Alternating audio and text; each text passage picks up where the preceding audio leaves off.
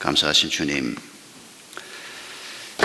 주님께서는 굶주린 수많은 사람들을 보시면서 아무것도 가진 것이 없다고 생각하는 제자들에게 너희가 먹을 것을 주라고 말씀하셨습니다. 제자들은 당연히 방법이 없다고 말할 수밖에 없었습니다.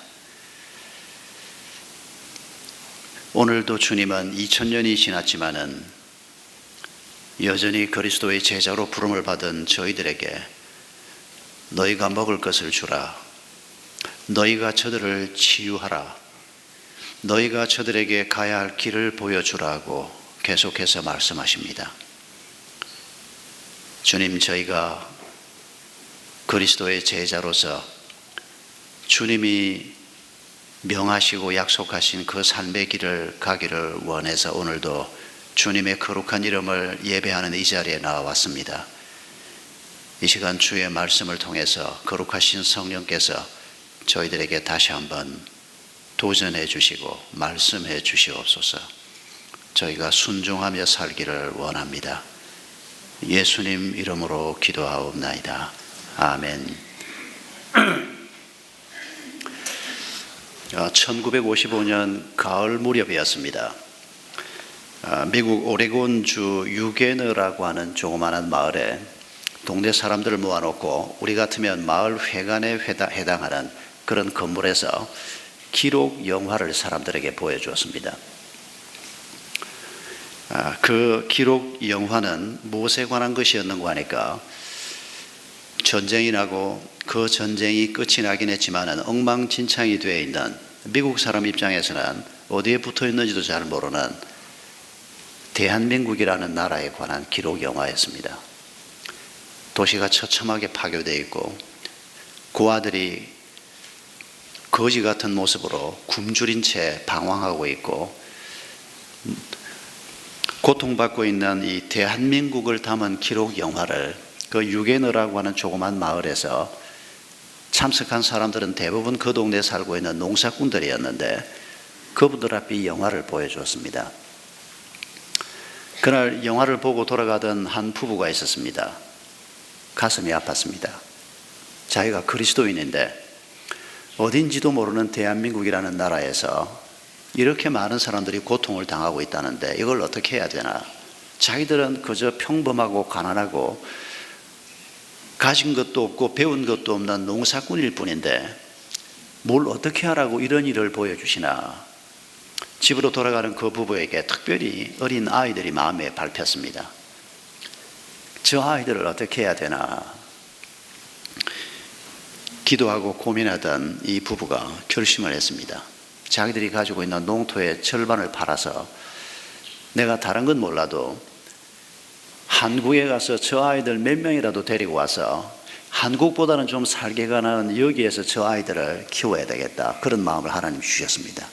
그런데 돈이 없으니까 자기가 가지고 있는 농토 절반을 팔아서 그 돈으로 한국에 와서 아이들 8명을 입양을 해서 데리고 왔습니다. 그런데 이 진행 과정에서 이 평범한 농사꾼이었던 이 부부가 행하는 일을 지켜보고 있던 주변 사람들이 충격을 받았습니다. 같이 영화를 보기도 했고 같이 교회를 다니기도 하고 같이 전쟁 난 나라 소식을 들었지만 행동하는 사람은 별로 없었습니다. 그런데 이 부부가 가진 것도 별로 없고 배운 것도 별로 없고 보통 평범한 사람일 뿐인데 이 일을 행하는 걸 보면서 도전을 받았습니다. 8명의 아이 고아가 도착했을 때 주변 사람들이 우리가 이 아이를 키우겠다고 8명을 다 주변 사람들이 데리고 와버렸습니다. 이분들에게는 한 아이도 남지 않았습니다. 이 과정을 통해서 이 부부가 하나님 앞에 결심을 했습니다. 하나님이 기뻐하는 이 일을 위해서 헌신하리라. 그리고 남은 땅을 다 팔아서 한국으로 돌아왔습니다.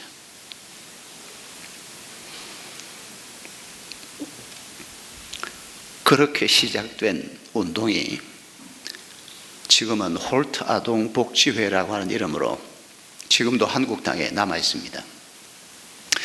이 평범한 농사꾼 부부가 하나님 앞에 헌신하면서 이분들이 살아있는 동안에 대한민국 땅에서 전쟁 고아 16,000명이 미국 땅으로 입양을 해 갔습니다.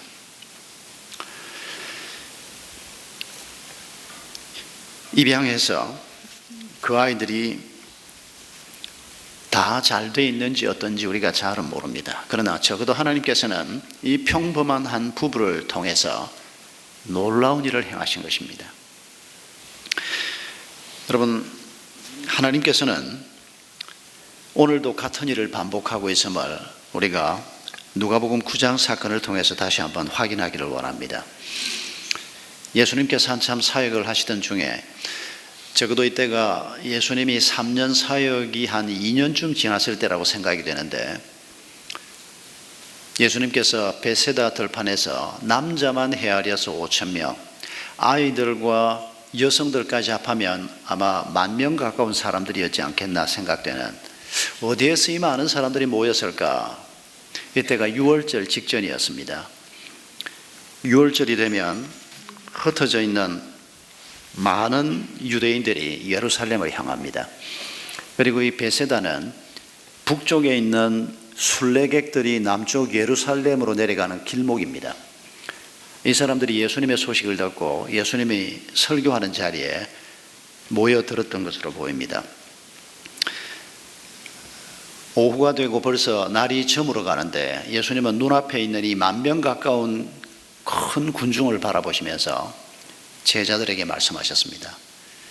너희들이 저들에게 먹을 것을 주라고 말씀하셨습니다. 말이 안 되는 명령 아닙니까? 그런데 주님이 그렇게 말씀하셨습니다. 너희가 저들에게 먹을 것을 주라. 제자들 손에 뭐가 있습니까? 아무것도 없습니다. 돈도 없고 아무것도 없다고 해도 과언이 아닌 그런 상태인데, 분명한 것은 눈앞에 있는 굶주린 10,000명의 사람들이 있었습니다. 먹을 것이 필요한 큰 군중들은 분명히 눈앞에 있었습니다. 여러분, 이 사건을 사복음서에 다 기록하고 있습니다. 사복음서에 다 기록하고 있다는 것은 무슨 뜻인가 하니까, 마태, 마가, 누가, 요한 네 분이 예수님이 어떤 분인가를 설명하고 있습니다. 그런데 예수님의 3년 생애 가운데 예수님이 어떤 분인가를 설명하는데 도저히 빼놓을 수 없는 자료 중에 하나가 바로 이 오병이어 사건이었다는 것입니다. 이 얘기를 빼놓고는 예수님을 설명하기 어렵다. 그래서 네 분이 다 이 자료를 취급하고 있는 걸 볼 수가 있습니다. 여러분, 예수님께서 자신이 그들을 먹이려고 작정하고 계시는 것입니다. 또 어떻게 이들을 먹일 것인가 하는 것도 마음속에 이미 계획을 가지고 계셨습니다. 그런데도 불구하고 굳이 제자들에게 너희가 저들에게 먹을 것을 주라, 왜 이렇게 난처한 명령을 하십니까? 누구를 골탕 먹이려고? 아닙니다. 여러분, 우리가 여기에 담겨있는 주님의 마음을 우리가 모른다면 우리는 그리스도인이라고 말할 수가 없습니다. 요한복음 6장에 이 같은 사건을 기록하고 있습니다. 누가복음에는 없는 얘기가 거기 하나 들어있는데, 예수님 가까이 빌립이 있었습니다. 이 빌립은 베세다 사람이었습니다. 그 지방 출신이었습니다. 그 지방을 누구보다 잘 아는 제자였기 때문에 예수님께서 빌립에게 질문을 던지신 게 아닌가 생각이 됩니다. 요한복음 6장을 보면 예수님께서 빌립을 시험하여 말씀하시기를 이 사람들을 먹이라. 이 사람들을 어떻게 먹이겠느냐, 이렇게 도전하고 있는 얘기가 나옵니다. 빌립이 뭐라고 답했는지 요한복음 6장에 나와 있습니다. 예수님, 200데나리온이 있어도 오히려 부족하겠습니다. 상황을 정확하게 파악하고 있는 겁니다. 모인 사람의 숫자를 생각할 때 200데나리온이면 그 당시 보통 남자 한 사람의 1년 연봉입니다. 한 데나리온이 하루 품삯입니다. 1년에 200일 일해서 돈 벌면 괜찮은 벌입니다. 요즘 연봉으로 계산하면 얼마쯤 될까요? 아주 잘 버는 사람 놔두고 고만고만한 수입이라도 한 4,5천만 원은 됩니다. 그런 큰 돈이 없습니다. 빌립이 상황은 정확하게 분석하고 있었습니다. 그러나 그 정도 돈이 없고 또 그 정도 돈이 있다고 해도 그 지역을 잘 아는 베세다 출신 빌립 입장에서 그만큼 빵을 사올 데가 없습니다. 그 시골에서 어디에 한꺼번에 4,5천만 원짜리 빵을 사온단 말입니까? 그 빵을 산다고 해도 실골 트럭도 없고 마차도 없습니다. 빌립이 판단할 때 예수님께서 이 사람들을 먹게 하라. 어떻게 이 사람들을 먹게 하게 되냐? 너희가 먹을 것을 주라. 빌립이 볼 때 이건 불가능한 일이다. 그렇게 답한 겁니다. 빌립의 입장에서 설명한 겁니다. 한 사람 얘기가 더 나옵니다. 안드레 얘기가 나옵니다. 안드레는 빌립하고 스타일이 좀 다른 사람이었습니다. 빌립은 생각하고 분석하는 사람이라면 안드레는 행동하는 사람이었습니다.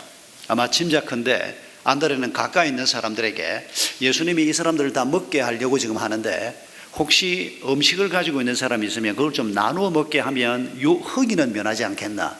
그러면 자기들이 스스로 흩어져서 빨리 어딘가에 가서 먹을 걸 찾을 수 있지 않겠느냐. 그런데 발견한 게 어린 아이 하나가 가지고 온 도시락이었습니다. 그게 물고기 2마리, 보리떡 5개였습니다. 물고기도 큰 물고기가 아니고 멸치 같은 조그마한 물고기입니다. 그걸 들고 와서 말하기를, 예수님, 열심히 찾아봐도 이것밖에 없는데 이걸 가지고 어떻게 이 많은 사람을 먹일 수가 있겠습니까? 그때 제자들이 그걸 다 지켜보고 있었습니다. 아마 남은 제자들도 똑같은 마음이었을 겁니다. 지금 우리하고 비슷한 생각입니다. 먹을 것을 주라고, 아니 가난한 구제는 나라도 못한다는데 하나님이 만약에 날 보고 가난한 사람에게 먹을 것을 주라, 병든 사람을 치료하게 해라, 고통받고 있는 사람의 고통을 들어줘라, 외로워서 쩔쩔매는 사람들의 외로움을 들어주라, 그걸 날 보고 어떻게 하라고. 여러분, 그런 생각이 드시죠? 그런데 주님은 우리가 그 일을 하기를 원하십니다. 우리를 통해서 하나님이 그 일을 하기를 원하십니다. 우리 제껴놓고 그냥 천사를 보내시거나 우리 제껴놓고 그냥 하나님도 모르는 불신자의 호주머니를 털어서라도 일을 하실 수 있는데, 여러분, 하나님은 그의 제자요 그의 백성이요 하나님을 사랑하고 하나님의 마음을 품고 살기를 원하는 사람들을 통해서 하나님의 일을 하기를 원하시는 것입니다. 우리를 시험하시는 것입니다. 하나님, 나는 돈이 없습니다. 당신이 돈 없는 걸 하나님이 모르셔서 먹을 것을 주라고 얘기할까요? 하나님, 나는 내 상처만 해도 한 짐이어서 다른 사람의 상처를 돌아볼 여력이 없습니다. 압니다, 하나님도. 여러분, 우리의 사정을 너무도 잘 아시는 하나님께서 굳이 너희가 먹을 것을 주라 이렇게 말씀하시는 그 하나님의 마음을 우리가 오늘 다시 한번 품을 수 있기를 바랍니다. 기독교 학교 주일을 우리가 진작 일찍부터 오늘로 정해 놓았습니다. 건물이 예정대로 잘 될까? 예정대로 되면 첫 주일 입당 감사 예배를 드리고 그 다음 주일에 기독교 학교 주일을 하나님 앞에 지키면 참 좋겠다, 그렇게 생각을 하고 있었습니다. 오늘 이렇게 기독교 학교 주일을 예정대로 첫 번째 기독교 학교 주일을 오늘 드리게 된 것을 하나님 앞에 감사하지 않을 수가 없습니다. 기독교 학교 운동을 두고 생각해 봐도 너희가 먹을 것을 주라, 너희가 저 아이들을 키워내라, 하나님이 주신 말씀에 대해서 부족하지만은 우리 교직원들이 순종하고 학부형들이 순종하고 또 우리 교회가 이 일에 순종하려고 했을 때 하나님께서 이 일을 행하시는 것을 우리가 그동안에 많이 경험해 왔습니다. 과장하지 않고 아무것도 없는 데서 시작했습니다. 오늘 간증을 우리 학교 상임이사인 권문영 장로님이 할 겁니다만은 산정인 중에 한 분입니다. 샘물교회에서 중고등학교를 세워야 되겠는데 장로님들이 불가능하다고 그랬습니다. 목사님이 임기를 바꾸어서 이 교회 계속 있든지, 목사님이 떠나고 없는데 초등학교만 해도 지금 감당하기 어려운데 중고등학교를 만들어 놓고 목사님은 떠나시고, 이건 할 수 없습니다. 그 말이 맞는 말이었습니다. 그래서 그때 그때는 제가 우리가라고 말할 만큼 학교의 팀이 그때 만들어지기 전이었습니다. 다음에 제가 말씀드렸습니다. 임기는 하나님 앞에 정한 거니까 그대로 지켜야 하고, 중고등학교도 처음 시작할 때부터 고등학교까지는 세우겠다고 학부형들에게 약속한 것이기 때문에 그대로 지켜야 한다. 그러나 샘물교회는 이 일에 참여하기 어려우니까 샘물교회하고는 전혀 상관없이, 샘물교회 재정 지원도 없이 그때 샘물교회가 빚이 많았습니다. 건물 사는 것 때문에. 그래서 샘물교회는 지금 초등학교하고 유치원하고 지금 일을 열심히 하고 하나님께서 기독교 학교 운동을 원하신다면 다른 방법으로 이 일을 하게 할 것을 믿는다. 샘물교회에서는 교실 몇 개만 빌려주어서 일단 중학교를 시작하기만 해달라. 그러면서 제가 부탁한 것이, 그때 우리 목사님 한 분이 담임 목회를 떠나고 부목사 한 사람을 초청을 하게 되어 있었는데, 부목사 초청하지 않고 우리 남아있는 사람들이 이 일을 하겠다. 그 부목사 인건비 1년만 준비를 맡을 분을 위해서, 그때는 누가 될지 몰랐습니다. 준비를 맡을 분을 위해서 1년만 교회가 지원을 해달라. 샘물교회 당회가 그걸 허락을 했습니다. 사실 샘물교회 당회가 그렇게 도와주지 않았으면 기독교 학교 운동을, 중고등학교 운동을 시작할 수가 없었습니다. 그리고 기도하던 중에 우리 권장로님에게 도전을 했습니다. 우리 권장로님은 초등학교를 만들 때 기획을 맡아서 참여한 적이 있었고, 그리고 학부형으로서 학교를 쭉 지켜보아 왔습니다. 감사하게도 우리 권장로님 네 분이 이 학교의 실무 책임을 맡아서 처음 들어왔습니다. 그게 시작이었습니다. 정말 아무것도 없었습니다. 샘물교회가 먼저 1년 인건비 지원해주고, 그리고 우리 권장로님이 들어와서 이 사역에 책임을 맡고, 그리고 한 걸음 한 걸음 걸어왔는데, 제가 여러분 이런 개인적인 소회를 얘기하는 것을 너무 나무라지 말아주시기 바랍니다. 교회만 한다면 이런 큰 땅 필요 없습니다. 이런 큰 땅을 위해서 저는 기도하지도 않았을 겁니다. 그런데 학교 때문에 큰 땅이 필요했습니다. 계속 기도해 왔습니다. 우리가 이 큰 땅에 이런 건물을 짓고 예배드리는 것은 기독교 학교 운동에 헌신한 분들 덕을 본 것이라고 저는 생각합니다. 여러분, 앞으로 우리가 교회와 학교가 함께 이 길을 가는데 학교에 대해서 좀 못마땅한 생각이 있어도, 오늘도 어쩌면 그런 분이 들어 계실지 모르겠습니다. 내 아이가 이 학교를 다니는 것도 아니고 학교에 대해서 마음으로 충분히 동의가 잘 안 되는 분들이 들어 계십니다. 그러나 여러분, 긍정적으로 생각해 주십시오. 우리 은혜 샘물교회 사역에서 기독교 학교 운동이 차지하는 비중이 크긴 해도 우리가 가지고 있는 비전 중에 하나일 뿐입니다. 선교 비전이나 지역사회를 섬기는 비전이나 여러 가지가 있는데, 이 비전에 마음에 들지 않아도 여러분 너무 부정적으로 생각하지 마시고, 오늘 더군다나 입당하고 지금 두 번째 주일에 벌써 이 기독교 학교 주일을 지킨단 말이냐, 그런 것도 부정적으로 생각하지 마시고, 하나님께서 이 일을 축복하시는 것을 그동안 너무도 세밀히 경험해 왔습니다. 그리고 오늘 우리가 이 일을 하면서 여러분, 하나님께서는 부족하지만은, 아무것도 없는 것 같지만은 하나님의 마음을 품은 사람들을 통해서 하나님의 일이 이루어지기를 원합니다. 굶주린 자를 먹이기를 원하시고, 우리 아이들을 하나님의 사람으로 키우기를 원하시고, 고통받고 있는 자들에게 하나님의 고통을, 하나님의 은혜로 그 고통을 들어주기를 원하시고, 그런데 그 일에 우리를 쓰기를 원하신다는 것입니다. 여러분, 이런 하나님의 부르심 앞에서 빌립이나 안드레처럼 우리에게도 변명거리가 있습니다. 그러나 여러분, 다시 한번 기억하십시다.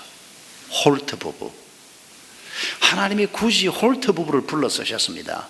미국 땅에 사람이 얼마나 많습니까? 그 중에 한 부부를 뽑아서 한국의 고아들을 위해서 쓰기로 하셨으면 하버드 출신도 있고 대도시 출신도 있고 명문 집안 출신도 있는데, 하필이면 그 시골 구석에 유게너라고 하는 조그마한 마을에 그 기록 영화를 통해서 마음의 도전을 받은 한 젊은 농사꾼 부부가 1만 6천 명의 고아를 살리는 일을 하는 이런 놀라운 일을 우리 주님이 행하셨습니다.